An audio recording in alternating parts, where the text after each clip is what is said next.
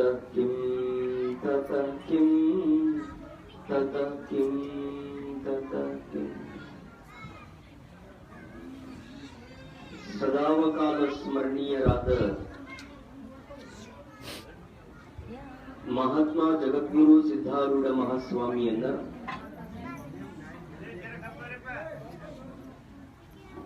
ಪರಮಾರಾಧ್ಯ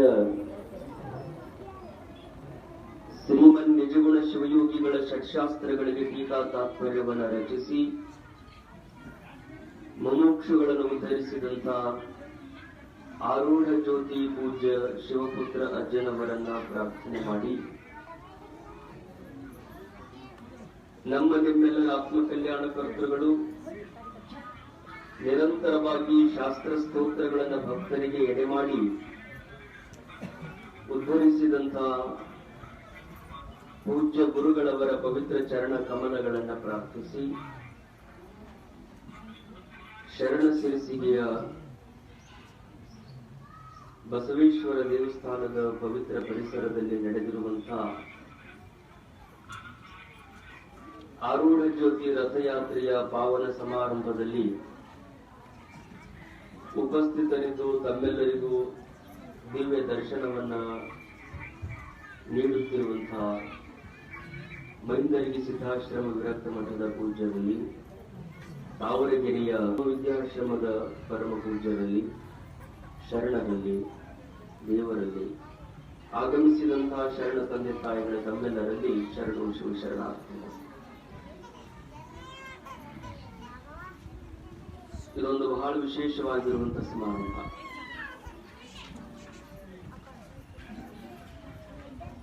ಹನ್ನೊಂದು ಗಂಟೆಯಿಂದ ತಾವೆಲ್ಲ ಮಹಾತ್ಮರ ಆಗಮನಕ್ಕಾಗಿ ಕಾದು ಕುಳಿತಿದ್ದೀವಿ. ಪುಣ್ಯನ ಮಹಾತ್ಮರ ಸಲುವಾಗಿ ಕಾಯ್ದ್ರೆ ಪುಣ್ಯ ಬರುತ್ತೆ. ಈ ಮನೆಗೆ ಯಾರ ಬೀಗರು ಬರ್ತಾರಂದ್ರೆ ಎಷ್ಟೊತ್ತು ಕಾದಿರ್ತೀವಿ. ಈ ಕಲೆ ನೋಡಕ್ ಬರ್ತಿರ್ತಾರ, ಅವ್ರು ಹೇಳೋ ಟೈಮ್ ಒಂದು ಬರೋ ಟೈಮ್ ಒಂದು. ಅಂದ್ರೆ ಯಾರ್ಯಾರ್ದೋ ಸಲುವಾಗಿ ಎಷ್ಟೆಷ್ಟೋ ಕಾಯ್ತಿರ್ತೀವಿ. ಆದ್ರೆ ಮಹಾತ್ಮರ ಬರುವಿಗಾಗಿ ಬಸವಣ್ಣನವರು ಕಲ್ಯಾಣದಲ್ಲಿ 12 ವರ್ಷ ಕಾಲ, ಒಂದು ದಿವಸ ಅಲ್ಲ, ಒಂದು ತಾಸಲ್ಲ, 2 ತಾಸಲ್ಲ.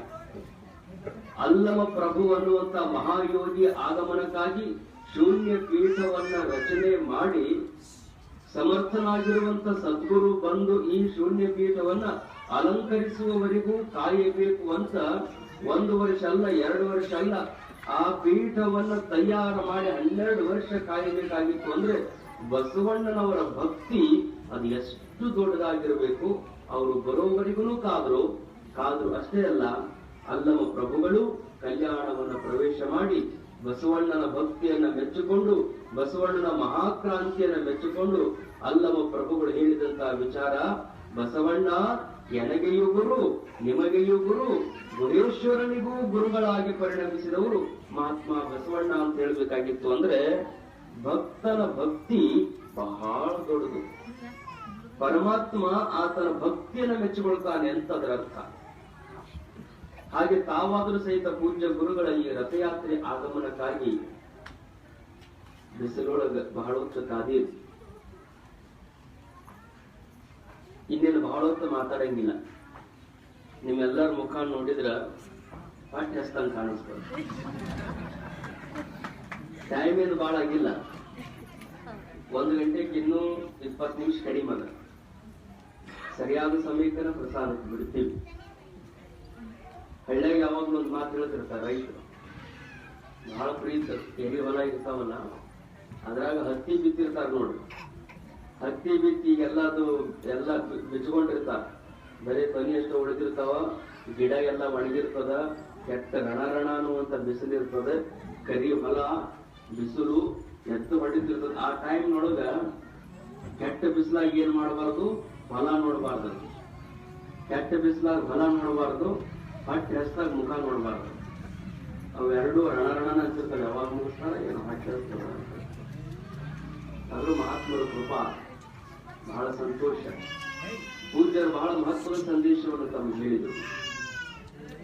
ಏನು ಬೇಡೋದೇ ಅದನ್ನ ಪರಮಾತ್ಮನಲ್ಲಿ ಬೇಡ ಬೇಡಬೇಕು ಅಂತೇಳಿ ಶ್ರೀಮ ನಿಜಗುಣ ಶಿವಯೋಗಿಗಳು ಬೇಡುವೆ ನಭವ ನಿಮ್ಮನುಭವ ಭವದಳು ಮಾಡೆನ ಬಲಿದು ಸುಗುಣ ಸಂತತಿಯೇ ನಿಂತು. ಪರಮಾತ್ಮನಲ್ಲಿ ಅವರು ಪ್ರಾರ್ಥನೆಯನ್ನು ಮಾಡ್ತಾರೆ. ಪರಮಾತ್ಮನಲ್ಲಿ ಅವರು ಬೇಡಿಕೆಯನ್ನ ಇಡ್ತಾರೆ. ನಾವು ಎಲ್ಲ ಕುಂಭೋತ್ಸವದಲ್ಲಿ ಆರತಿ ತಗೊಂಡು ಗುರುಗಳು ಬಂದಾಗ ದೇವಸ್ಥಾನಕ್ಕೆ ಹೋಗಿ ನಮಸ್ಕಾರ ಮಾಡಿದ ಬಳಿಕ ಬೇಡ್ತೀವಿ. ಬೇಡೋದು ಭಕ್ತನ ಸಹಜವಾದಂತ ಸ್ವಭಾವ. ಅವರು ಬೇಡಬೇಕು, ಬೇಡ್ತಾರೆ. ಏನು ಬೇಡ್ತಾರಂದ್ರೆ ಪರಮಾತ್ಮನ ಕಡೆಗೆ ಉತ್ತಮ ಗುಣಗಳನ್ನ ನನಗೆ ಕೊಡುವಂತ ಸದ್ಗುರುನಾಥನಲ್ಲಿ ಪರಮಾತ್ಮನಲ್ಲಿ ಅವರು ಬೇಡ್ಕೊಳ್ತಾರೆ. ನೀವು ಬರೀ ಹಣವನ್ನು ಬೇಡ್ಕೊಂಡ್ರಿ ಅಂತ ತಿಳ್ಕೊಳ್ಳಿ. ನೀವು ಬರೀ ಪರಮಾತ್ಮನಲ್ಲಿ ರೊಕ್ಕ ಬೇಕು ಅಂತ ಬೇಡ್ಕೊಂಡ್ರಿ ಅಂದ್ರ ಪರಮಾತ್ಮ ನಿಮ್ಗೆ ಹಣ ಕೊಟ್ಟ ಅಂದ್ರ ಹಣವನ್ನು ಹೆಂಗ್ ಉಪಯೋಗ ಮಾಡಬೇಕು ಅನ್ನೋ ಒಳ್ಳೆಯ ಗುಣ ಕೊಡ್ಲಿಲ್ಲ ಅಂದ್ರೆ ಏನ್ ಮಾಡೋದು? ಎಷ್ಟು ಹಣ ಕೊಟ್ರು ಹಣ ಏನಾಗಿ ಹೋಗ್ತದ?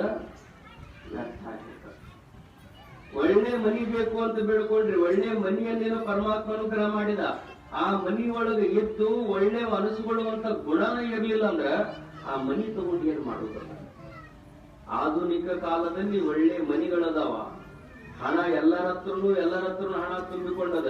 ಇಂಥದ್ದಿಲ್ಲ ಅನ್ನಂಗಿಲ್ಲ, ಅದೆಲ್ಲ ಇದ್ದಾಗಿನ ಅವ್ರು ಬೇಡ್ಕೊಳ್ಳೋದೇನಂದ್ರೆ ಪರಮಾತ್ಮ ಅದು ನನಗೆ ಬೇಡ, ಯಾವುದೂ ನನಗೆ ಬೇಡ, ಅಂತೂ ಮಿಕ್ಕಿ ನೀನು ಕೊಡೋದ ಇತ್ತು ಅಂದ್ರೆ ಒಳ್ಳೆಯ ಗುಣಗಳನ್ನ ಕೊಡು ನನಗೆ ಅಂತ ಪರಮಾತ್ಮನಲ್ಲಿ ಅವರು ಪ್ರಾರ್ಥನೆ ಮಾಡ್ತಾರೆ. ಒಳ್ಳೆ ಗುಣ ಇತ್ತು ಅಂದ್ರೆ ಏನಿದ್ರು ಅದರಲ್ಲಿ ನಾವು ಆನಂದವನ್ನು ಪಡೆಯುವುದಕ್ಕೆ ಸಾಧ್ಯತೆ ಇದೆ. ಒಂದು ಒಡೆಯದಿರು. ಪರಮಾತ್ಮ ಒಳ್ಳೆ ಗುಣವನ್ನ ಕೊಟ್ಟಿದ್ದ ಅಂದ್ರೆ ನಾವು ಅದರೊಳಗ ಕೊರತೆಯನ್ನು ಕಾಣಂಗಿಲ್ಲ. ಏನಿರ್ತದ ಅದರಲ್ಲಿ ಆನಂದವನ್ನು ಪಡುವಂತ ಮಹತ್ವದ ಗುಣ ನಮ್ಮೊಳಗ ಬರುತ್ತದೆ. ಆ ಕಾರಣದಿಂದ ಸದ್ಭಕ್ತರಾಗಿರುವಂತ ಎಲ್ಲರೂ ಪರಮಾತ್ಮ ನಮ್ಗೆ ಇಂಥದ್ದು ಕೊಟ್ಟಿಲ್ಲ ಅಂತಲ್ಲ, ಅವ ಕೊಟ್ಟದ್ದು ಉಪಕಾರ ಬಹಳ ದೊಡ್ಡದು. ಇದಕ್ಕೆ ದಾಸಿಮೀನವರು ಹೇಳ್ತಾರೆ, ಇಳೆ ನಿಮ್ಮ ದಾನ, ಬೆಳೆ ನಿಮ್ಮ ದಾನ, ಸುಳಿದು ಸೂಸುವ ಗಾಳಿ ನಿಮ್ಮ ದಾನ, ನಿಮ್ಮ ದಾನವನ್ನುಂಡು ಅನ್ಯರ ಹೊಗಳುವ ಪುಣ್ಯಗಳ ನೀನೆಂಬೆ ರಾಮನ. ಪರಮಾತ್ಮ ನಮ್ಗೆ ಏನ್ ಕೊಟ್ಟಾನ್ರಿ ಅಂತ ಬಹಳಷ್ಟು ಜನ ಪ್ರಶ್ನೆ ಮಾಡ್ತಾರೆ. ಪರಮಾತ್ಮನಿಂದ ನಿರ್ಮಾಣವಾದದ್ದೇ ಈ ಪಂಚ ಮಹಾಭೂತಗಳು. ಪೃಥ್ವಿ, ಭೂಮಿ, ಅಪ್ಪು ಅಂದ್ರೆ ನೀರು, ತೇಜ ಅಂದ್ರೆ ಬೆಂಕಿ, ವಾಯು ಅಂದ್ರೆ ಗಾಳಿ, ಆಕಾಶ ನಮಗೆ ಬದುಕುವುದಕ್ಕೆ ಅವಕಾಶವನ್ನು ಕೊಟ್ಟಿರುವಂತ ಪರಮಾತ್ಮನಿಂದ ಈ 5 ಭೂತಗಳು, ಇವಕ್ಕ ಪಂಚ ಮಹಾಭೂತಗಳು ಅಂತ. ಪೃಥ್ವಿ, ಅಪ್ಪು, ತೇಜ, ವಾಯು, ಆಕಾಶ. ಇದನ್ನ ಎಲ್ಲರಿಗೂ ಪರಮಾತ್ಮ ಕೊಟ್ಟಾನ. ಪರಮಾತ್ಮ ಒಂದು ವೇಳೆ ಭೂಮಿಯನ್ನ ಕೊಡದೇ ಇದ್ರೆ ನಾವೆಲ್ಲಿ ವಾಸ ಮಾಡ್ಲಿಕ್ಕೆ ಆಗ್ತಿತ್ತು? ಬರೀ ಭೂಮಿ ಒಂದು ಕೊಟ್ಟು ನೀರು ಕೊಡದೇ ಇದ್ರೆ ಹೆಂಗ್ ನಾವು ಬದುಕಕ್ ಆಗ್ತಿತ್ತು? ಬರೀ ನೀರು ಭೂಮಿ ಅಷ್ಟ ಕೊಟ್ಟು ಗಾಳಿ ಕೊಡದೇ ಇದ್ರೆ ಇನ್ ಹೆಂಗ್ ನಾವು ಬದುಕಕ್ ಆಗ್ತಿತ್ತು? ನೀರು ಭೂಮಿ ಗಾಳಿಯನ್ನಿಟ್ಟು ಬದುಕಾಕ ಪುಲ್ಲ ಜಾಗನ ಇಡ್ಲಿಲ್ಲ ಅಂದ್ರ ಇನ್ನೆಲ್ಲಿ ನಾವು ಬದುಕಕ್ ಆಗ್ತಿತ್ತು? ಪರಮಾತ್ಮ ಆಕಾಶವನ್ನು ಕೊಟ್ಟಾನ, ಗಾಳಿ ಕೊಟ್ಟಾನ, ನೀರು ಕೊಟ್ಟಾನ, ಭೂಮಿ ಕೊಟ್ಟಾನ. ಅಷ್ಟಲ್ಲ, ಈ ಭೂಮಿಯ ಮೇಲೆ ಔಷಧಯ, ನಮಗೆ ಶಕ್ತಿ ಕೊಡುವಂತ ಔಷಧಿ ಸಸ್ಯಗಳು. ನಾವು ಊಟ ಮಾಡಿದಾಗ ಅದು ರಕ್ತವಾಗಿ, ಮಜ್ಜವಾಗಿ, ಮಾಂಸವಾಗಿ, ಎಲುವಾಗಿ, ಪಿಂಡಾಗಿ ಎಲ್ಲ ಸಪ್ತ ಧಾತುಗಳಾಗಿ ಪರಿವರ್ತನೆ ಆಗುವಂತಹ ಶರೀರ ಕೊಡುವುದರ ಜೊತೆಗೆ ಈ ಭೂಮಿಯ ಮೇಲೆ ಸಸ್ಯ ರಾಶಿಯನ್ನು ನಿರ್ಮಾಣ ಮಾಡ್ಯಾರ. ಅದನ್ನೆಲ್ಲ ಉಂಡು ನನ್ನ ಮಕ್ಕಳಾಗಿರುವಂತ ಇವರು ಆರಾಮಿರ್ಲಿ ಅಂತಾರೆ ಪರಮಾತ್ಮನ ಇಚ್ಛೆ ಅದ. ಇಷ್ಟೆಲ್ಲ ಪರಮಾತ್ಮ ನಮಗ ಕೊಟ್ಟರೂ ಸಹಿತ ಇನ್ನೂ ನಮಗೇನು ಕೊಟ್ಟಾನ ಅಂತ ನಾವು ತಿಳಿಸ್ತೀವಿ. ಒಂದೊಂದು ಸರಿ ವಿಚಾರ ಮಾಡಿ ನೋಡ್ಬೇಕು. ನಮಗ ನಡೆಯಕ್ ಒಳ್ಳೆ ಕಾಲ ಕೊಟ್ಟ, ಊಟ ಮಾಡುವುದಕ್ಕೆ, ಕೆಲಸ ಮಾಡುವುದಕ್ಕೆ ಒಳ್ಳೆ ಕೈಗಳನ್ನು ಕೊಟ್ಟಾನ, ಸುಂದರವಾದ ಕಣ್ಣುಗಳನ್ನು ಕೊಟ್ಟಾನ. ಕೆಲವು ಮಂದಿಗೆ ಇವು ಯಾವೂ ಇಲ್ಲ. ಅವರನ್ನೆಲ್ಲ ನಾವು ಗಮನಿಸಿದಾಗ ಪರಮಾತ್ಮ ನಮ್ಮನ್ನ ಎಷ್ಟು ಆರಾಮಿಟ್ಟಾನಲ್ಲಪ್ಪ ಅಂತ ಅವ್ರ ಬಗ್ಗೆ ನಾವು ನೆನಪು ಮಾಡ್ಕೋಬೇಕು. ಅದಕ್ಕೆ ಅವ್ರಂತಾರ ಬರೇ ಮನ್ಯಾಗ ಬಹಳ ದೊಡ್ಡದಲ್ಲ ತಮ್ಮ ಈಗಿದ್ರೆ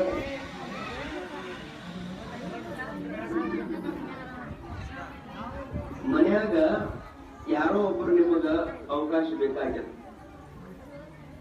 ಒಂದ್ 500 ರೂಪಾಯಿ ಬೇಕಾಗ್ಯವ, ನಿಮ್ಮ ಹತ್ರ ಇಲ್ಲ, ಕಷ್ಟ ಕಾಲ ಒಂದ್ 500 ರೂಪಾಯಿ 1000 ರೂಪಾಯಿ ಬೇಕಾಗ್ಯವ. ಅಷ್ಟು ಬೇಕಾಗಿರೋದ್ರೆ ಮಕ್ಕಳ ಮನ್ಯಾಗ ಹೋಗಿ ನೀವು ಕೇಳಿ 1000 ರೂಪಾಯಿ ಇಸ್ಕೊಂಡು ಬಂದು ನಿಮ್ ಕೆಲ್ಸಕ್ಕೆ ನೀವು ಉಪಯೋಗ ಮಾಡಿ ಹೊಳ್ಳಿ ಅವ್ರಿಗೆ 1000 ರೂಪಾಯಿ ಕೊಟ್ಟಿರ್ತೀರಿ. ಕೊಟ್ಟು ಅವ್ರನ್ನ ಎಷ್ಟು ನೀವು ನೆನೆಸ್ತೀರಿ? ಕಷ್ಟ ಕಾಲದೊಳಗೆ ನಮ್ಗೆ ಉಪಯೋಗ ಆಗದೆ 1000 ರೂಪಾಯಿ ನಮಗ್ ಕೊಟ್ರು ಅಂತ ಅವ್ರು ಕೊಟ್ಟದ್ದು ನೀವು ಹಳ್ಳಿ ಕೊಟ್ಟರು ಸಹಿತ ಅವ್ರು ಮಾಡಿದ ಉಪಕಾರವನ್ನ ನೀವು ಅಷ್ಟು ಸ್ಮರಣೆ ಮಾಡ್ತೀರಂದ್ರ 1000 ರೂಪಾಯಿಕನ ಇಷ್ಟು ಸಲ ಸ್ಮರಣೆ ಮಾಡ್ತೀರಿ.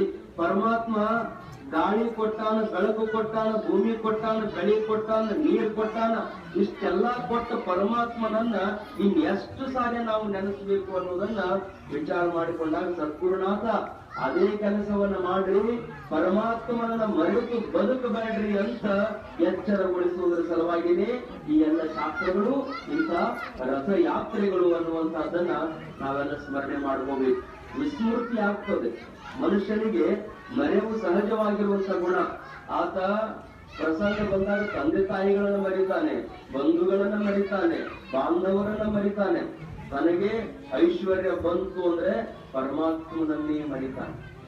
ಅದಕ್ಕ ನಿಜಗಳು ಬಿಡೋದೇನು, ಏನು ಕೊಡಬೇಡ ಅಂತ ಅನ್ನಂಗಿಲ್ಲಪ್ಪ, ಕೊಡು, ಅದ್ರ ಜೊತೆಗೆ ಒಳ್ಳೆ ಗುಣ ಕೊಡು. ರೊಕ್ಕ ನಿನಗೆ ನನಗೆಷ್ಟು ಕೊಡ್ಬೇಕು ಅಂತ ಮನಸ್ಸದ ಅಷ್ಟೆಲ್ಲ ರೊಕ್ಕ ಕೊಡು, ಬೇಡ ಅನ್ನಂಗಿಲ್ಲ. ಆ ರೊಕ್ಕದ ಜೊತೆಗೆ ಒಳ್ಳೆಯ ಗುಣವನ್ನ ನೀನು ಕೊಡು. ಭೂಮಿ ಎಷ್ಟು ಕೊಡ್ಬೇಕಂತ ನಿನ್ಗೆ ಇಚ್ಛೆ ಅಷ್ಟು ಭೂಮಿ ಕೊಡು, ಆದ್ರೆ ಭೂಮಿ ಜೊತೆಗೆ ಒಳ್ಳೆಯ ಗುಣವನ್ನು ಕೊಡು.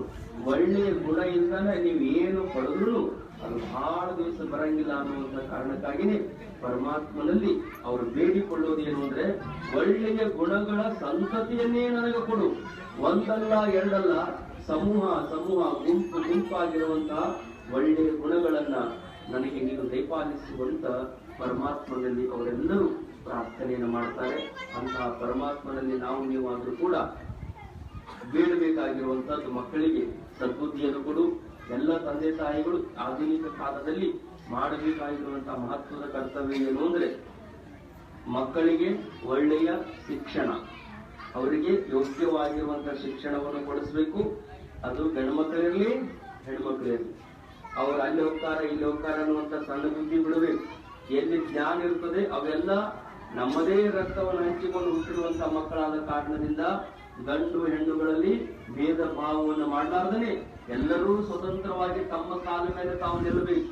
ಯಾರ ಹಂಗಿನೊಳಗೂ ಯಾರು ಇರಬೇಕಾಗಿರುವಂತಹ ಪ್ರಶ್ನೆ ಇಲ್ಲ. ಅವರು ಅವರ ಕಾಲ ಮೇಲೆ ಅವರು ನಿಲ್ಲುವಂತೆ ಮಾಡುವಂತಹದ್ದು ಪ್ರತಿಯೊಬ್ಬ ತಂದೆ ತಾಯಿಗಳ ಕರ್ತವ್ಯ ಆಗಿರುತ್ತದೆ. ಅದಕ್ಕೆ ಮುಖ್ಯ ಕಾರಣ ಏನು ಅಂದ್ರೆ ಒಳ್ಳೆಯ ಶಿಕ್ಷಣ. ನಿಮ್ಮ ಮಕ್ಕಳಿಗೆ ಬರೀ ಅಂಕ ಪಡಿಬೇಕು ಅಂತಲ್ಲ, ಒಳ್ಳೆಯ ಶಿಕ್ಷಣ ಅಂದ್ರೇನು, ಮನೆಯಾಗಿದ್ದ ತಾಯಿ ಮಕ್ಕಳಿಗೆ ಗುರು ಹಿರಿಯರ ಬಗ್ಗೆ ಶ್ರದ್ಧಾ, ಪ್ರೀತಿ, ಮಹಾತ್ಮರ ಬಗ್ಗೆ ಒಲವು, ಪೂರ್ವ ಹಿರಿಯರ ಬಗ್ಗೆ ಗೌರವದಿಂದ ಮಾತನಾಡುವಂತಹದ್ದು, ಇದು ಒಳ್ಳೆಯ ಶಿಕ್ಷಣ. ಇದು ತಾಯಿ ಕೊಡಬೇಕಾಗಿರುವಂತಹದ್ದು. ಮಹಾಭಾರತದ ಯುದ್ಧ ಮುಗಿದ ಬಳಿಕ ಪರಮಾತ್ಮನ ಹತ್ತಿರ ಬಂದು ಗಾಂಧಾರಿ ಒಂದು ಪ್ರಶ್ನೆ ಮಾಡ್ತಾಳೆ. ಗಾಂಧಾರಿ ಅಂದ್ರೆ ಕೌರವರ ತಾಯಿ. 101 ಜನ ಏನಿದ್ರಲ್ಲ, ದುರ್ಯೋಧನ, ದುಶ್ಯಾಸನ, ಇಂಥ 101 ಜನ ಅಣ್ಣ ತಮ್ಮಂದಿರ ತಾಯಿ ಗಾಂಧಾರಿ. ಕಣ್ಣಿಗೆ ಬಟ್ಟೆ ಕಟ್ಕೊಂಡಾಗಿ ಎಲ್ಲ ಯುದ್ಧ ಮುಗಿತು, ಮಕ್ಕಳೆಲ್ಲರೂ ಸತ್ತು, ರಣಭೂಮಿಯೊಳಗ ಎಲ್ಲ ಕೈಕಾಲುಗಳು ಛಿದ್ರ ಆಗಿ ಬಿದ್ದಾವ. ಆ ಟೈಮ್ನೊಳಗೆ ಕೃಷ್ಣ ಪರಮಾತ್ಮನ ಕುರಿತು ಒಂದು ಪ್ರಶ್ನೆ ಕೇಳ್ತಾರ. ಪರಮಾತ್ಮ, ನಮ್ಮ ಅಕ್ಕ ಕುಂತಿ ಆಕೆ ಎಷ್ಟು ನಿನ್ನನ್ನ ಭಕ್ತಿಯಿಂದ ಭಜನೆ ಮಾಡಿದ್ಲೋ ಅಷ್ಟೇ ಭಕ್ತಿ ಶ್ರದ್ಧೆಯಿಂದ ನಾನು ಭಜನೆ ಮಾಡಿದ್ದೆ. ಆಕೆಗೂ ಮಕ್ಕಳನ್ನು ಕೊಟ್ಟಿದ್ದಿ, ನನಗೂ ಮಕ್ಕಳನ್ನು ಕೊಟ್ಟಿದ್ದಿ. ಆಕೆಗೆ ಕೊಟ್ಟ ಮಕ್ಕಳು ಎಷ್ಟು ಚಲೋ. ಎಲ್ಲರಲ್ಲಿ ಇರುವಂತ 5 ಜನ ಪಾಂಡವರು ಇಡೀ ಲೋಕಕ್ಕನ ಪ್ರಸಿದ್ಧಿ ಆದ್ರು. ಮಕ್ಕಳಿದ್ರೆ ಪಾಂಡವರಾಗಿರ್ಬೇಕು ಅಂತ ಎಲ್ಲರೂ ಮಾತಾಡುವಂಗ ಮಾಡಿದಿ. ಮತ್ತ ನಿನ್ನ ಪೂಜಾ ಮಾಡಿದಂತ ನನಗ್ಯಾಕಿಂತ ಮಕ್ಕಳನ್ನು ಕೊಟ್ಟಿ ಅಂತ ಕೇಳಿದ್ನಂತ. ಇಷ್ಟು ದುಷ್ಟ ಮಕ್ಕಳನ್ನ ಯಾಕೆ ಕೊಟ್ಟಿ, ಕೆಟ್ಟ ಮಕ್ಕಳನ್ನ ಯಾಕೆ ಕೊಟ್ಟಿ ಅಂತ ಕೇಳಿದಾಗ ಕೃಷ್ಣ ಪರಮಾತ್ಮನ್ ಮಾತಾಡ್ತಾನೆ. ಅದನ್ನ ಎಲ್ಲ ತಂದೆ ತಾಯಿಗಳ ನೆನಪಿಟ್ಕೊಂಡು ಏನ್ ಹೇಳ್ತಾರೆ ಪರಮಾತ್ಮ ಅಂದ್ರ, ನನ್ನದೇನು ತಪ್ಪಿಲ್ಲ, ಮಕ್ಕಳು ಬೇಕು ಅಂತ ಬಯಸಿದವರಿಗೆ ಆಶೀರ್ವಾದ ಮಾಡುವುದು ಅವರ ಭಕ್ತಿಗನುಗುಣವಾಗಿ ನನ್ನ ಕರ್ತವ್ಯ, ನಾನು ಮಾಡಿ. ಆದ್ರೆ ಹೆಂಗ ಬೆಳೆಸ್ಬೇಕು ಅನ್ನೋದನ್ನ ಪ್ರತಿಯೊಬ್ಬ ತಂದೆ ತಾಯಿಗಳು ತಿಳ್ಕೋಬೇಕು. ಕುಂತಿ ಏನ್ ಮಾಡಿದ್ದು, ಮೊದಲು ಹುಟ್ಟಿದಂತ ಧರ್ಮರಾಜನನ್ನ ಬಹಳ ಪ್ರೀತಿಯಿಂದ ಅವನನ್ನ ಧರ್ಮಿಷ್ಠನನ್ನಾಗಿ ಮಾಡಿದ. ಸತ್ಯ ಅಂದ್ರನೇ ಧರ್ಮರಾಜ, ಪ್ರಾಮಾಣಿಕತೆ ಅಂದ್ರನೇ ಧರ್ಮರಾಜ. ಎಂತ ಕಠಿಣ ಪ್ರಸಂಗದಲ್ಲೂ ಸುಳ್ಳು ಹೇಳದೇ ಇರುವಂತ ಅದ್ಭುತವಾಗಿರುವ ಸತ್ಯ ಸಂಧತೆಯನ್ನು ಮೈಗೂಡಿಸಿಕೊಂಡು ಬೆಳೆಯುವಂತ ಮಗನನ್ನ ಹುಟ್ಟಿದ ತಕ್ಷಣನೇ ಅವನ ಧರ್ಮವಂತನನ್ನಾಗಿ ಮಾಡಿದ್ರು. ಅದಕ್ಕ ಅವ ಒಬ್ಬ ಹಿರಿಯ ಮಗ ಧರ್ಮವಂತನಾಗಿ ಬೆಳೆದ ಕಾರಣದಿಂದ ಹಿಂದಿದ್ದಂತ ಅರ್ಜುನ, ನಕುಲ, ಸಹದೇವ, ಭೀಮ ಎಲ್ಲರೂ ಹುಟ್ಟಿದ ಮೇಲೆ ಒಂದ ಮಾತು ಹೇಳ್ತಿದ್ಲು, ನಿಮ್ಮ ಅಣ್ಣ ಹೆಂಗ ಧರ್ಮರಾಜನಲ್ಲ ಅವನ ನೋಡಿ ನೀವು ಬದುಕುವುದು ಕಲ್ತು ಬಿಟ್ರೆ ಸಾಕು ಅಂತ ಮೊದಲು ಹುಟ್ಟಿದ ಮಗ ಎಲ್ಲವನ್ನು ಕಲಿಸಿದ್ಲು. ಅಣ್ಣನ್ನು ನೋಡಿ ನೀವೆಲ್ಲರೂ ಬದುಕ್ರಪ್ಪ ಅಂತ ಉಳಿದ ಮಕ್ಕಳಿಗೆ ಬದುಕೋದನ್ನ ಕಲಿಸಿದ್ಲು. ನೀ ಏನ್ ಮಾಡಿದಿ ಅಂದ್ರೆ, ಗಂಡ ಜಗತ್ತು ನೋಡಂಗಿಲ್ಲ ಅಂತ ನೀನು ಕಣ್ಣು ಮುಚ್ಕೋಬೇಕಂತ ಕಣ್ಣು ಮುಚ್ಚಿಕೊಂಡಿ. 101 ಮಕ್ಕಳನ್ನು ಹಡಿದ್ರು ಸಹಿತ ನಿನಗೆ ಗೊತ್ತಾಗ್ಲಿಲ್ಲ. ಮೊದಲನೇ ಅಣ್ಣ, ಮೊದಲು ಹುಟ್ಟಿದಂತ ದುರ್ಯೋಧನ, ಅವ ಎಷ್ಟು ಕೆಟ್ಟದಾಗಿ ನಡೆದ್ರು ಸಹಿತ ಮಗನ ಪ್ರೇಮದಿಂದಾಗಿ ನೀನು ದುರ್ಯೋಧನನ ಬಗ್ಗೆನೇ ನಿನಗೆ ಒಳ್ಳೆಯ ಭಾವ ಬಂತು. ಅದಕ್ಕ ದುರ್ಯೋಧನ ಹೆಂಗಿದ್ದ ಹಂಗ ಉಳಿದವರೆಲ್ಲರೂ ಬೆಳೆದ್ರು. ನಿನ್ನ ಮಕ್ಕಳು ಹೆಂಗ ಅದಾರ ಅನ್ನೋದನ್ನ ನೋಡ್ಲಾರ್ದ ಕಣ್ಣಿಗೆ ಬಟ್ಟಿ ಕಟ್ಕೊಂಡ ಕಾರಣದಿಂದ ನಿನ್ನ ಮಕ್ಕಳು ಕೆಟ್ಟವರಾದ್ರು. ಆಕೆ ಕಣ್ಣನ್ನ ಬಿಚ್ಚಿ ಗಂಡನನ್ನ ಕಳ್ಕೊಂಡಿದ್ರು ಚಿಂತಿಲ್ಲ, ಕುಂತಿ ಎಲ್ಲಾ ಮಕ್ಕಳನ್ನ ಧರ್ಮಿಷ್ಠರನ್ನಾಗಿ ಮಾಡಿದ್ಲು. ಅದಕ್ಕೆ ಅವ್ರು ಚಲೋ ಅದಾರ, ನಿನ್ನ ಮಕ್ಕಳು ಕೆಟ್ಟದಾರ ಅಂತ ಹೇಳಿದಂತೆ. ಅದರ ಅರ್ಥ ಏನು ಅಂದ್ರೆ, ಮಕ್ಕಳ ಪಾಲಿಗೆ ತಾಯಿ ಆದವಳು ಎಂದೂ ಕಣ್ಣಿಗೆ ಬಟ್ಟಿ ಕಟ್ಟಕೋಬಾರ್ದು. ಅಂದ್ರೆ ಕೆಟ್ಟದಾಗಿ ಅವರು ನಡೆದಾಗ ಅದನ್ನ ತಿದ್ದಿ ಹೇಳುವಂತ ಶಕ್ತಿಯನ್ನ ತಂದೆ ತಾಯಿಗಳು ಇಟ್ಟುಕೊಂಡಿದ್ರು ಅಂದ್ರೆ ಮಕ್ಕಳು ಉತ್ತಮ ಹಾಕಿ ಬೆಳೆದಿರ್ತಾವ. ಲಕ್ಷ್ಯ ಇಟ್ಕೋಬೇಕು. ಮುಪ್ಪಿನ ಕಾಲದೊಳಗ ಬರೀ ನೀವು ಮಾಡಿದ ಆಸ್ತಿ ಬೇಕು ಅಂತ ಆಸ್ತಿ ಭಾಗ ಮಾಡ್ಕೊಂಡು ಅಪ್ಪ ಅವ್ವ ನನ್ನ ಪಾಲಿಗೆ ಬರ್ಲಿ ಅಂತ ಮಕ್ಕಳು ಬೇಡಲಿಲ್ಲ ಅಂದ್ರೆ ನೀವು ಮಕ್ಕಳಿಗೆ ಶಿಕ್ಷಣ ಕೊಡೋದ್ರೊಳಗ ತಪ್ಪೀರಿ ಅಂತಾನೆ ಅದರ ಅರ್ಥ.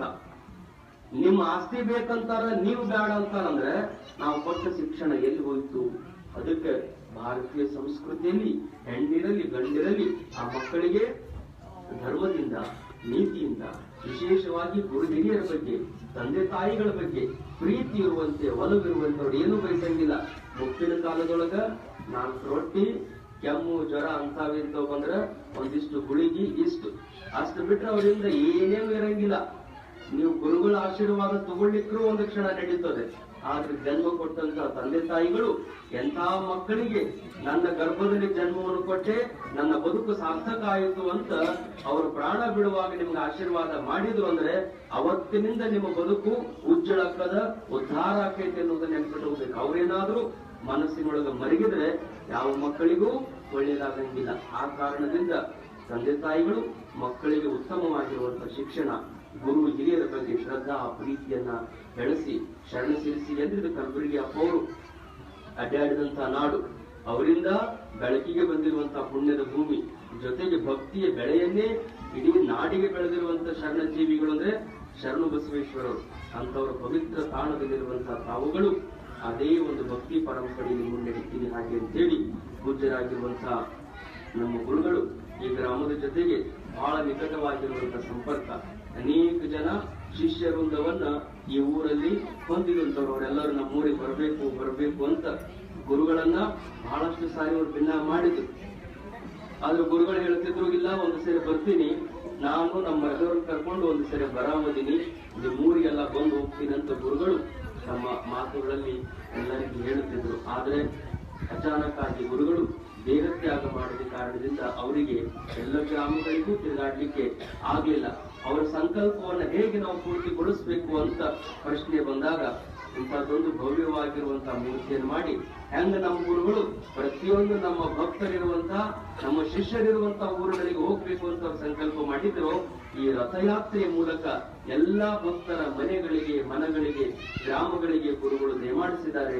ಅವರು ನಿಮ್ಮೆಲ್ಲರನ್ನು ಆಶೀರ್ವದಿಸಿದ್ದಾರೆ, ಹರಿಸಿದ್ದಾರೆ ಅನ್ನುವಂತಹ ಮಾತುಗಳು ಈ ಪ್ರಸಂಗದಲ್ಲಿ ಹೇಳಿ ನಮ್ಮೆಲ್ಲರಿಗೂ ಸದ್ಗುರು ಆಯುರ ಆರೋಗ್ಯ ಭಾಗ್ಯವನ್ನು ಕೊಡಲಿ ಅಂತ ಪ್ರಾರ್ಥನೆ ಮಾಡ್ತಾ, ಜೊತೆಗೆ ಇನ್ನೊಂದು ಮಹತ್ವದ ವಿಷಯ ಅದ. ಹುಬ್ಬಳ್ಳಿಯ ಶಾಂತಾಶ್ರಮದಲ್ಲಿ ಒಂದು 12 ಜ್ಯೋತಿರ್ಲಿಂಗಗಳ ದೊಡ್ಡ ಕೆಲಸವನ್ನ ಗುರುಗಳಿದ್ದಾಗಲೇ ಹಮ್ಮಿಕೊಂಡಿದ್ದಾರೆ. ಕಟ್ಟಡ ತಯಾರಾಗದೆ, ಒಳಗೆ ಜ್ಯೋತಿರ್ಲಿಂಗಗಳ ಜೊತೆಗೆ ಸಿದ್ಧಾರೂಢ ಆರ್ಟ್ ಗ್ಯಾಲರಿ ಅಂದ್ರೆ ತೈಲ ಚಿತ್ರಗಳ ಒಂದು ಸಭಾಭವನವನ್ನಲ್ಲಿ ನಿರ್ಮಾಣ ಮಾಡಿ ಧ್ಯಾನ ಮಾಡುವಂತವರಿಗೆ ಮತ್ತು ಜ್ಞಾನಗಳ ಆಸೆ ಉಳ್ಳಂತವರಿಗೆ ಅಲ್ಲಿ ಒಂದು ಸ್ತಂಭವನ್ನ ತಯಾರು ಮಾಡ್ತಾ ಇದ್ವಿ. ಅಂದ್ರೆ ಅಖಂಡವಾಗಿರುವಂತಹ ಭೂಸ್ಪರ್ಶ ಸ್ತಂಭವನ್ನ ಶಾಂತಾಶ್ರಮದಲ್ಲಿ ನಿರ್ಮಾಣ ಮಾಡ್ತಿದ್ದೀವಿ. ಅದರ ಕೆಳಗೆ ಬುನಾದಿಯೊಳಗೆ ಪವಿತ್ರವಾದ ಮಣ್ಣನ್ನ ನಾವು ಹಾಕಬೇಕಾಗಿದೆ. ಅಂದ್ರೆ ದೇಗುಲಗಳಲ್ಲಿಯ, ನದಿಗಳಲ್ಲಿಯ ಮಣ್ಣನ್ನು ತಂದು ಅಲ್ಲಿ ಹಾಕುವಂಥದ್ದು ವಾಡಿಕೆ ಅದ. ನಾವು ವಿಚಾರ ಮಾಡಿದಾಗ ನಮ್ಮ ದೊಡ್ಡ ಗುರುಗಳು, ನಮ್ಮ ಗುರುಗಳು ಯಾವ್ಯಾವ ಹಳ್ಳಿಗಳಲ್ಲಿ ಶಿಷ್ಯರಿಗೆ ಬೋಧವನ್ನು ಮಾಡಿ ಬ್ರಹ್ಮಜ್ಞಾನಿಗಳನ್ನಾಗಿ ಮಾಡುವುದಕ್ಕೆ ಪರಿತಪಿಸಿದ್ದಾರೋ ಅಂತ ಎಲ್ಲ ಶಿಷ್ಯ ಪಡೆದೇ ಇರುವಂತಹ ಊರುಗಳಲ್ಲಿ ಏನು ಪವಿತ್ರ ದೇವಾಲಯಗಳದವ, ಆ ಎಲ್ಲ ದೇವಾಲಯಗಳ ಮಣ್ಣನ್ನೇ ಇದರೊಳಗೆ ಸಂಗ್ರಹ ಮಾಡಿಕೊಂಡು ಅದಕ್ಕಿಂತಲೂ ಪವಿತ್ರವಾದಂಥವು ಮತ್ತೆಲ್ಲೂ ಇಲ್ಲ. ಗ್ರಾಮಗಳಲ್ಲಿ ನಮ್ಮ ಪವಿತ್ರ ದೇವಾಲಯಗಳದವ. ನಾವು 150ಕ್ಕೂ ಹೆಚ್ಚು ಹಳ್ಳಿಗಳಿಗೆ ಸಂಚಾರ ಮಾಡಿ ಇಷ್ಟೆಲ್ಲ ಗುರುಗಳ ಬೋಧನೆ ಮಾಡ್ತಾ ಇರುವಾಗ ಆ ಊರಿನೊಳಗಿರುವಂತಹ ಪವಿತ್ರ ದೇವಾಲಯಗಳ ಮಣ್ಣನ್ನ ಸಂಗ್ರಹ ಮಾಡಿಕೊಂಡು ಆ ಮಣ್ಣನ್ನು ತಗೊಂಡು ಹೋಗಿ ಹುಬ್ಬಳ್ಳಿಯ ಆ ಒಂದು ಶಾಂತಾಶ್ರಮದ ಪವಿತ್ರವಾದ ಕಟ್ಟಡದ ಬುನಾದಿ ಹಾಕಿ ಆ ಕಟ್ಟಡವನ್ನು ಮಾಡಬೇಕು ಅನ್ನುವಂತ ಇಚ್ಛೆ ಇದೆ. ಆ ಕಾರಣದಿಂದ ಈ ತಾಮ್ರದ ಬಿಂದಿಗೆ ಒಳಗ ಈ ಊರಿನ ಒಂದು 5-6 ಜನ, 4-8 ಜನ ಪ್ರಮುಖ ಹಿರಿಯರು ಬಂದು ಈ ತಾಮ್ರದ ಕುಂಭವನ್ನು ಸ್ವೀಕಾರ ಮಾಡಿಕೊಂಡು ಇದ್ರೊಳಗ ನಾಳೆ 28ನೇ ತಾರೀಕಿಗೆ ನಮ್ಮ ರಥಯಾತ್ರೆ ಸಂಪನ್ನಗೊಳ್ಳುತ್ತದೆ. ಅಂದ್ರೆ ಬಿಜಾಪುರಕ್ಕೆ ಹೋಗಿ ಮುಟ್ತದೆ. ಅವತ್ತು ಅಖಂಡ ಶಿವನಾಮ ಭಜನೆ ಇರ್ತದೆ. 28ನೇ ತಾರೀಕು ಮಾರ್ಚ್ 28. 29ಕ್ಕೆ ಗುರುಗಳ ಆ ಮೂರ್ತಿ, ನೀವು ಬಿಜಾಪುರಕ್ಕೆ ಬಂದ್ರೆ ನಿಮ್ಗೆ ಗೊತ್ತಿರ್ತದೆ, ಅವರು ಯಾವ ರೂಮ್ಗಳು ಕೂತ್ಕೋತಿದ್ರಲ್ಲ ಅದೇ ರೂಮ್ನಲ್ಲಿನೇ ಗುರುಗಳ ಮೂರ್ತಿಯನ್ನ ಇಡಲಾಗ್ತದೆ. ಅಲ್ಲೇ ಎಲ್ಲರಿಗೂ ಗುರುಗಳ ದರ್ಶನವನ್ನು ಕೊಡ್ತಾರೆ. ಅದು 29ನೇ ತಾರೀಕಿಗೆ. 28ನೇ ತಾರೀಕಿಗೆ ಸಾಧ್ಯ ಆದ್ರೆ ವಾಸ್ತವಿಕ ಬರ್ರಿ, ಇಲ್ಲ ಬೆಳಿಗ್ಗೆ ಎದ್ದು ನಮಗ್ ಬೇಗ ಬರಕ್ ಸಾಧ್ಯ ಅಂದ್ರೆ ನೀವು 9 ಗಂಟೆ ಅನ್ನೋದ್ರೊಳಗಾಗಿನೇ 29ನೇ ತಾರೀಕಿಗೆ ಬಹಳಷ್ಟು ಜನ ಬಿಜಾಪುರಕ್ಕೆ ಬಂದು ಗುರುಗಳ ಆ ಒಂದು ಮಹಾ ಕಾರ್ಯದಲ್ಲಿ ಭಾಗಿಗಳಾಗ್ರಿ. ಅವತ್ತು ಬರುವಾಗ ಈ ಕುಂಭವನ್ನ ಏನ್ ಮಾಡ್ಬೇಕು, ತಗೊಂಡು ಬರ್ಬೇಕು. ಇದ್ರೊಳಗ ಪವಿತ್ರವಾದಂತ ಮಣ್ಣನ್ನ ತುಂಬಿಕೊಂಡು ಬರ್ಬೇಕು. ಇಲ್ಲಿ ಬಸವೇಶ್ವರ ದೇವಾಲಯದ ಇಲ್ಲಿಂದ ಈಶ್ವರ ಗುಡಿ ಇತ್ತು ಅಂದ್ರೆ ಈಶ್ವರ ಗುಡಿಯಿಂದ ಸ್ವಲ್ಪ, ಆಮೇಲೆ ಶಕ್ತಿ ದೇವತೆಗಳ ಗುಡಿ ಇರ್ತಾವ, ದ್ಯಾಮೋನ್ ಗುಡಿ ಇರ್ತದೆ, ಇನ್ಯಾವ್ದ್ಯಾವ್ದು ದೇವಾಲಯಗಳು, ಇಡೀ ಊರಂತ ಬಳಿಕ ಬೀರೇಶ್ವರ ಗುಡಿ ಇರ್ತದೆ, ಕನಕದಾಸರ ಗುಡಿ ಇರ್ತದೆ. ಏನಿದ್ರು ಇಂಥದ್ದು ಅಂಥದ್ದು ಅನ್ನಂಗಿಲ್ಲ. ಎಲ್ಲ ಮಹಾತ್ಮರು ಪವಿತ್ರರೇ. ನದಿಯ ಮೂಲ, ಋಷಿಯ ಮೂಲ, ಅವು ಯಾವು ಹುಡುಕ್ಬಾರ್ದು. ಅವೆಲ್ಲ ಪವಿತ್ರವಾಗಿನೇ ಇರ್ತದೆ. ನಮ್ಮ ಕುಡಿಯಕ್ಕೆ ನೀರು ಬರ್ತದೆ ಸಾಕು, ಬೆಳೆಯುವುದಕ್ಕ ನೀರು ಕೊಡ್ತಾರೆ ಸಾಕು, ಅಷ್ಟು ಮಾತ್ರ ನಾವು ಗಮನಿಸಬೇಕು. ಆ ಕಾರಣದಿಂದ ಎಲ್ಲ ಪವಿತ್ರ ಕ್ಷೇತ್ರಗಳಿಂದ ಇದ್ರೊಳಗ ಮಣ್ಣನ್ನ ತುಂಬಿಕೊಂಡು ಬರ್ರಿ.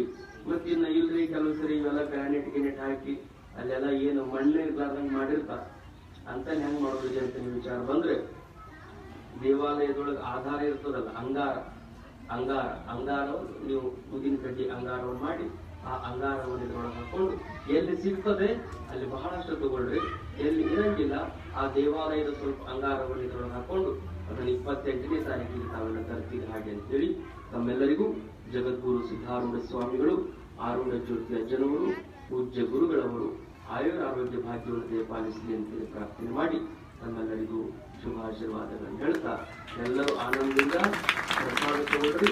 ಪ್ರಸನ್ನ ಚಿತ್ತರಾಗಿ ಪ್ರಸಾದ ಕೆಡಿಸಬಾರ್ದು. ಪ್ರಸಾದ ತಗೊಳ್ಳುವಾಗ ಮನ್ಯಾಗ ತಗೊಳ್ರಿ, ಇಲ್ಲೇ ತಗೋರಿ. ಎಲ್ಲೇ ತಗೊಂಡ್ರು ಒಂದು ನಿಯಮವನ್ನು ಪಾಲಿಸಬೇಕು. ಏನು ನಿಯಮ ಅಂದ್ರೆ ಉಂಡು ಉಳಿಸದೆ. ಒಂದೇ ನಿಯಮ ಏನು, ಎಷ್ಟು ಬೇಕಷ್ಟು ಊಟ ಮಾಡ್ರಿ, ಆದ್ರ ನೀವು ನೀಡಿಸಿಕೊಂಡ ತಾಟಿನೊಳಗೆ ಏನಾಗಬಾರ್ದು, ಉಳಿಬಾರ್ದು, ಒಟ್ಟ ಉಳಿಬಾರ್ದು. ಎಲ್ಲಿ ಹೋದ್ರು ಪ್ರಸಾದವನ್ನ ಉಳಿಸಬಾರ್ದು ಅಂದ್ರೆ ನೀಡಿಸ್ಕೊಳ್ಳೋ ಮುಂದನ ಎಷ್ಟು ಬೇಕು ಅಷ್ಟ ವಿಚಾರ ಮಾಡಿ ನೀಡಿಸ್ಕೋಬೇಕು. ಮತ್ತಿನ್ನ ಇಲ್ರಿ ನೀಡಿ ಬಿಟ್ರಿ ಬಹಳ ನೀಡ್ಯಾರ ಅಂತ ಹೇಳಿ ಒಮ್ಮೆ ಬಂದು ಬಿಟ್ಟಿರ್ತಾವ ತಾಟಿನೊಳಗೆ, ನೀವು ಬೇಕಂತ ಮೊದಲು ಬಾಳ್ ಉಣ್ಬೇಕು ಅಂತ ಇದ್ರ ಮಾಡಿ ನೀಡಿಸ್ಕೊಂಡ್ಬಿಡ್ತೀರಿ, ಆಮೇಲೆ ಉಣ್ಣಕ್ ಆಗಂಗಿಲ್ಲ. ಅನ್ನು ತ್ರಾಸ ಮಾಡ್ಕೊಳ್ಳುವಷ್ಟು ನೀಡಿಸ್ಕೋಬಾರ್ದು, ಚೆಲ್ಲುವಂಗನು ನಡೆಸ್ಕೋಬಾರ್ದು. ಇನ್ನು ಬಂದೈತೆ ಅಂದ ಬಳಿಕ ಅದನ್ನೆಲ್ಲ ತಗೊಂಡ್ರಿ ಅಂತಾನೆ ತಿಳ್ಕೊಳ್ರಿ. ಆಸೆಗೆ ಬಿದ್ದು ಬಹಳ ಊಟ ಮಾಡಿ ಕೊಂಡು ಮರಳದೆ ಒಮ್ಮೆ ಅದನ್ನು ಉಂಡ್ರಿ ಅಂದ ಬಳಿಕ ಒಳ್ಳೇದು ಏನಾಗಬಾರ್ದು, ಹಳ್ಳಿ ಬರಬಾರ್ದು ನೋಡಿ, ವಾಂತಿ ಆಗ್ಬಾರ್ದು. ಮನ್ಯಾಗಾರ ಉಂಡ್ರಿ, ಎಲ್ಲಾರ ಉಂಡ್ರಿ, ಹೆಂಗಾರ ಉಂಡ್ರಿ, ಉಂಡಿದ್ದು ಕರಗಿಸುವಷ್ಟು ಶಕ್ತಿ ಇರಬೇಕು. ಉಂಡಿದ ಮೇಲೆ ಹಳ್ಳಿ ಬರಬಾರ್ದು, ಊಟ ಮಾಡಿದ್ಮೇಲೆ ಉಳಿಸಬಾರ್ದು. ತುಂತುರು ಹನಿಹಾರದೆ ಅಂತಾರು, ಅಂದ್ರೆ ಕೈಗೆ ಹತ್ತಿದಂತ ಅಗಳು ಸಹಿತ ಹಾಳಾಗಬಾರ್ದು. ಯಾಕಂದ್ರೆ ಒಂದು ಅಗಳಿನ ಹಿಂದೆ ಒಬ್ಬ ರೈತನ ಬೆವರಿರ್ತದೆ. ಒಂದು ಅಕ್ಕಿ ಬೆಳಿಬೇಕಾಗಿತ್ತು ಅಂದ್ರ ನಾವು ಭೂಮಿಯಾಗಿಂದ ಪಟ್ನ ಬಂಗಾರ ತೆಗಿಬಹುದು ಕಲ್ಲು ಶೋಧನ ಮಾಡಿ. ಆದ್ರೆ ಅಕ್ಕಿಯ ಒಂದು ಕಾಳನ್ನ ಬೆಳಿಬೇಕಾಗಿತ್ತು ಅಂದ್ರೆ 8-10 ತಿಂಗಳು ಒಬ್ಬ ರೈತ ಕಾಯ್ಬೇಕು. ಅಷ್ಟು ಪರಿಶ್ರಮ ಇರ್ತದೆ. ಆ ಅಗಳನ್ನ ಅಷ್ಟು ಸುಲಭವಾಗಿ ನಾವು ಹಾಳು ಮಾಡಬಾರದು. ಹಾಗೆ ಹಾಳು ಮಾಡದಂತೆ ತಾವೆಲ್ಲರೂ ಪ್ರಸಾದವನ್ನು ತೆಗೆದುಕೊಂಡು ಪ್ರಸನ್ನ ಚಿತ್ತರಾಗಲಿ, ಸಿದ್ಧಾರೂಢ ಸ್ವಾಮಿ ಆಶೀರ್ವದಿಸಲಿ ಅಂತ ಹೇಳಿ ನಮ್ಮೆರಡು ಮಾತುಗಳಿಗೆ ವಿರಾಮಿಸ್ತೀನಿ.